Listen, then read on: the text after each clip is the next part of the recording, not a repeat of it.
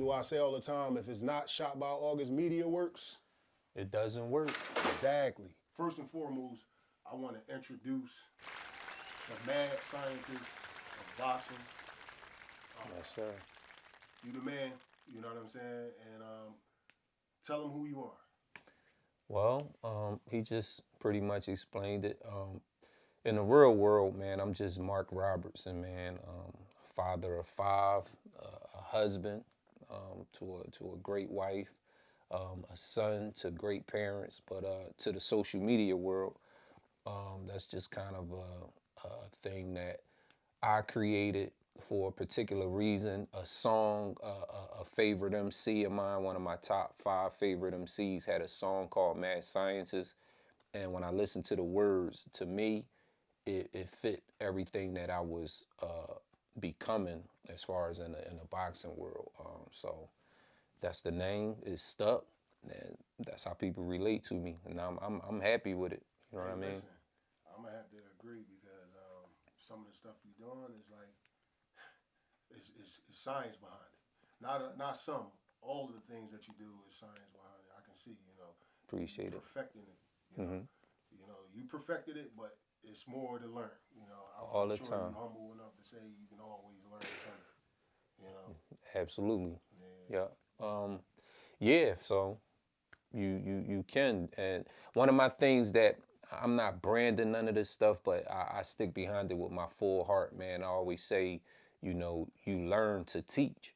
So if I'm gonna be considered a teacher, which that's kind of one of the things everybody is running with nowadays. They want to grab that teacher title. Oh, I'm a teacher in boxing. I'm a teacher. I'm a teacher. I'm a teacher.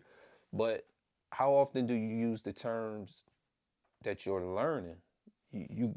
We gotta learn in this sport. I'm learning every day, man. I'm talking about people that's just coming into the game. They can pull things over your head that you like, hold up, I've been in this game over 20 years and I let them get away with this and they only been doing it for 2. So I'm humble enough to say, like, you always learning. You know what I mean? To teach anything, man, you gotta continue to learn. On the topic of being humble, how does it feel to work with legendary people, like a legendary guy, man, like Bernard Hopkins? How does it feel? Because for me, I'm like, whoa, Hopkins, like, that's awesome. How did it feel? And how were you humble in those situations? Bernard's somebody that I feel like I had a connection with, man, before he even knew who I was, but just me being a fan first, watching his fights back in the day, knowing his story, coming from prison. And I used to work at a halfway facility, so they knew him as Heads in there, and that threw me off because I'm thinking I know everything about the man just from watching him, the interviews, the fights, anything I could pick up on. But I used to take VCR tapes in the day room. All the halfway guys who was in there just got out of prison or whatever, doing their time, trying to walk off the rest of their time. They would come in the day room and watch, and I kept hearing people say, "Oh man, look at Heads with that left hook," and I'm like, "Is they talking about his opponent?" I'm like, "Heads? Who is Heads?" And I knew a couple of the people that was in the facility. So they was like, "No, Mark, they talking about Bernard. That was his name up in prison. They called him Heads. Even on the streets, he was known as Heads." So again, I'm learning. I'm thinking I know it all, but I'm learning. So over the years, man, I did a lot of fight parties at my apartment, my old houses. Man, I used to always throw fight parties, had my family come over, watch Bernard. And man, as years went on, man, to go to certain fights and get to know him personally, to really run into him, took a couple pictures and connections, people talking, this is Mark, this is blah, blah, blah, blah. And we just created a bond, man, and got each other numbers, and he came through. We did that workout, and I said, I don't never got to train another fighter again. I wanted to be so done after that day, man, because I could not believe I was out there hitting mitts, had the body shield on, and he was actually listening to me. That's another thing that blew my mind when he was like, yo, I knew a lot about you and knew you was pretty good, but you are a teacher, man. You really know your stuff. So he just took my whole brand, everything about me, my confidence, staying humble to a whole nother level, man. Yup. That's awesome. That's awesome. Yup. And it also shows in your son. like I never met your son before or future, but a lot of people that like fathers that know him through football tell me all the time, like, yo, told me in the past, he's a humble guy, you know what I mean? Humble little guy, you know what I'm saying? So at the end of the day, it's good to pass down those same teachings to your kids, you know what I mean? Where did you find a love for boxing? It's always been in my family. Growing up, as being as young as 6, 7, when I can physically remember, watching Wild World of Sports on ABC. Sugar Ray Leonard, Tommy Hearns won. That was like in 1981, so I'm about 7. I was born in 74, so that puts me at like 7 years old. Those fights, my great grandfather was heavy into it. I can remember those old cars, man, back in the day in the mid 70s, riding around in those old cars. All we was able to do was listen to a lot of it on the radio. You know, it wasn't how technology is today. We ain't have a bunch of TVs in the house. So I remember always listening to boxing on the radio, them talking about Joe Louis, Henry Armstrong, you know, those type of fighters. You tell me your age, you don't even look that. Yeah, I'll be 48 in July the 8th. Keep whatever you doing, keep doing. I'm trying, man. Alkaline water, what is it? I don't know.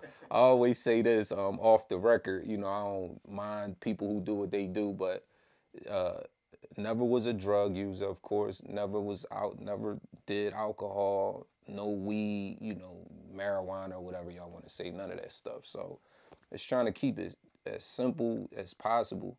I don't know what it do for the skin. No, man, I ain't messing around. Nope. That's a blessing. Nope. So. Hold on. Not one sip. Oh yeah, absolutely. Clinton said he didn't inhale, but. All right, let me put it this way.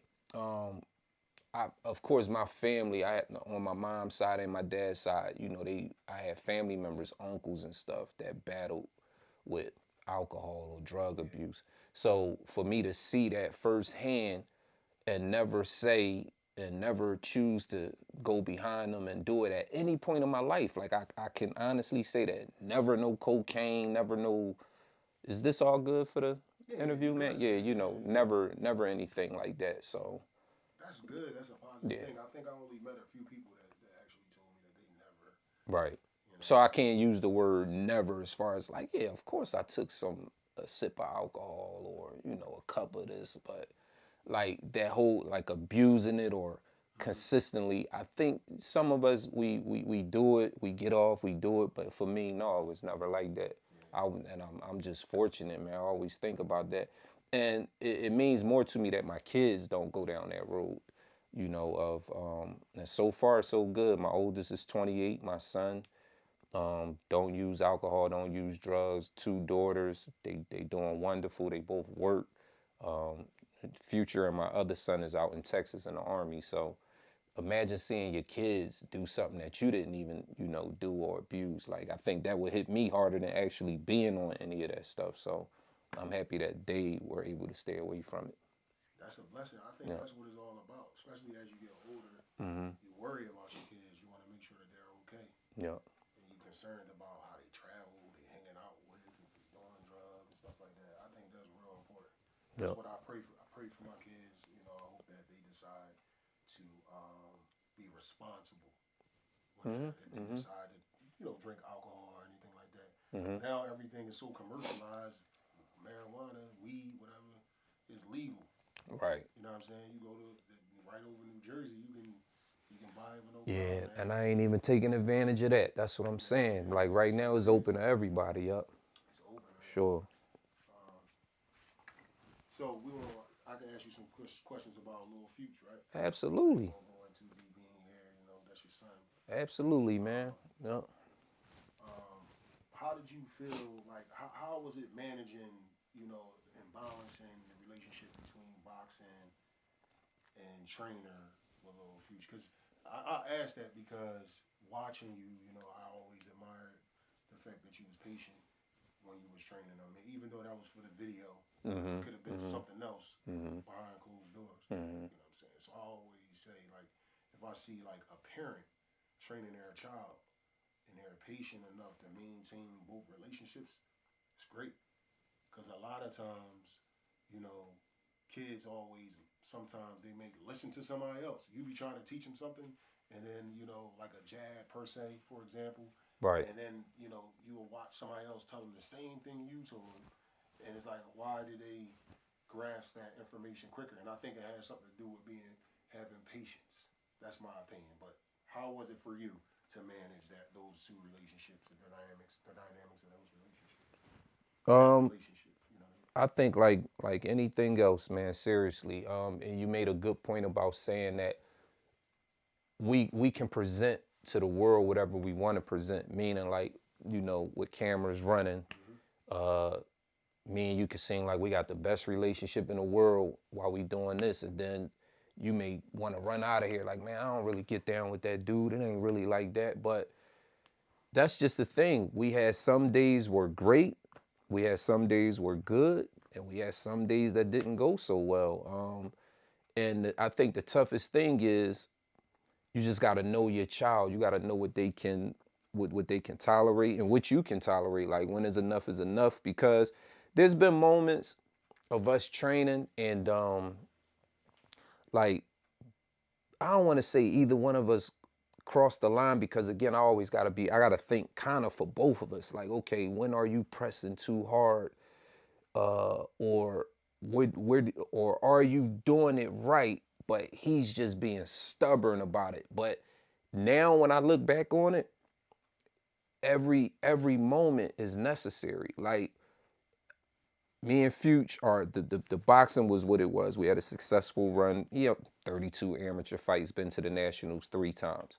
Um, the father-son part of it, I didn't realize that we had to separate anything until maybe my wife would get involved and say like, honey, Future feeling this way, or Jameer, we call him Mir or whatever. Jameer feeling like this, or he feeling like that you diving way too deep into the coaching, that you asking for too much, and he just wants you to be his dad. And I be like, well, I thought I was being dad. Like I'm one of the nicest people in the world. So to hurry up and try to answer the questions as best as I can, kids can play a mind game. Like they can get to an age where they can outthink you too. Like they know how to manipulate. And I think he used that very well, where it was like, if he didn't want to do something, or let's say while we training, a friend come around the garage at our old house and they just sitting waiting on him.